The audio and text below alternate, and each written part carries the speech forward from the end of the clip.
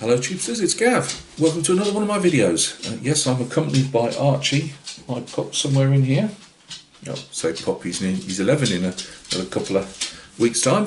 Little birthday party for him. Anyway, I'm digressing already, aren't I? Today we're having a look at the completed Star Wars Legion Dewback with his Stormtrooper rider. Really nice. I've said it before when I originally did a bit of I think I'd showed the Dewback painted before, and obviously I've done an unboxing. I was really impressed with the kit. It's a gaming piece, I say kit, but it's a gaming piece. They've really thought how it all goes together.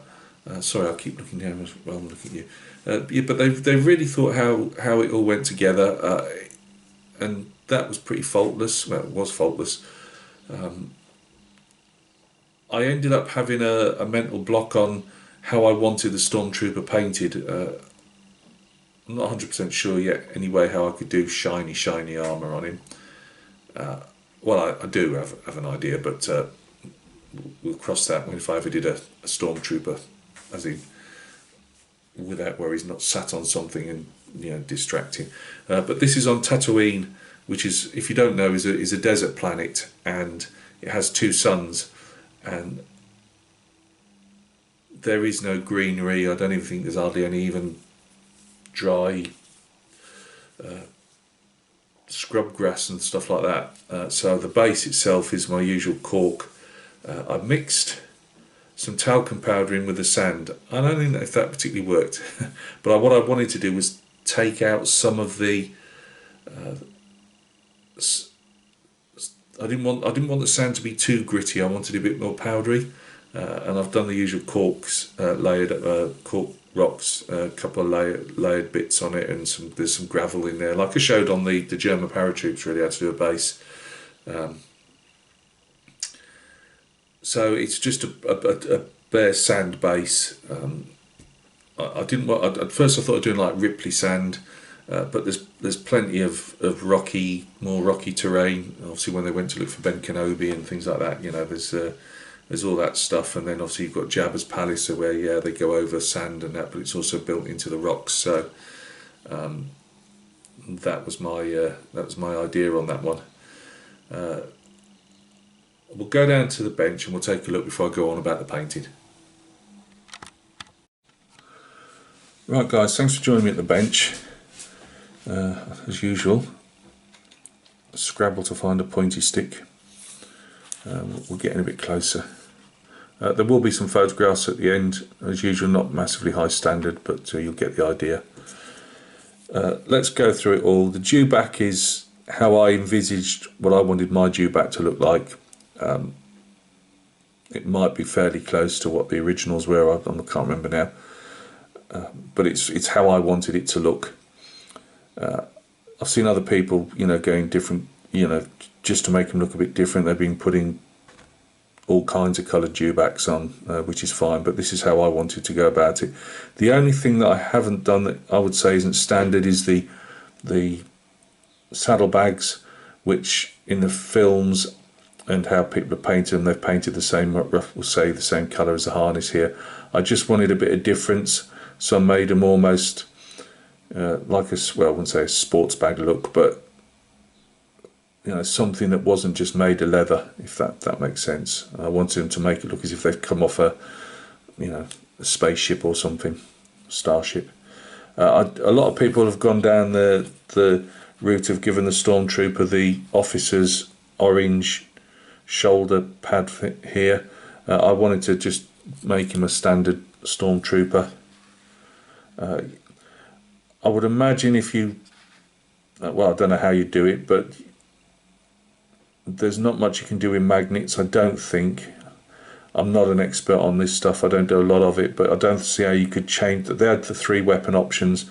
I went for this one, which is, as I said before, is actually, by the look of it, a World War I Lewis gun that they've had at the props department and just taken the drum magazine off. But let's not burst our bubbles. There wasn't anything that I could do that I could see that I could change because the weapon comes separate. Does it? Oh, I can't remember now. I think it's the hands. I'm not sure. You might have been able to magnetise the hands maybe, but I'm not that good. So I've just given him that one.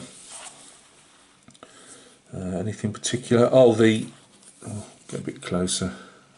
Under the lights, it's just going to look white, to be honest with you, I think. What I've done is to shade the armour. I didn't want it looking ultra bright because he's out there in Tatooine. As I say, I've seen some like the reenactors, and they've obviously got them off the same company because the stains are in exactly the same areas, and it's got like an orangey brown, and it almost looks like mud.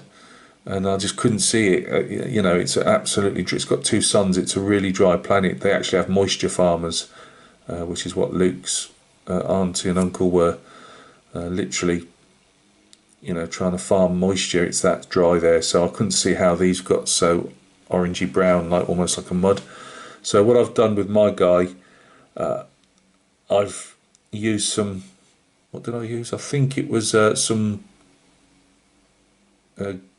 grey-green primer for German Luftwaffe aircraft, and I've also used some sunrise red, which is like a pink more or less. Obviously because it's a pink, I don't hit it too hard. You need to thin it out a lot, but it'll shade your white areas. And then obviously I've tried to go up slightly brighter.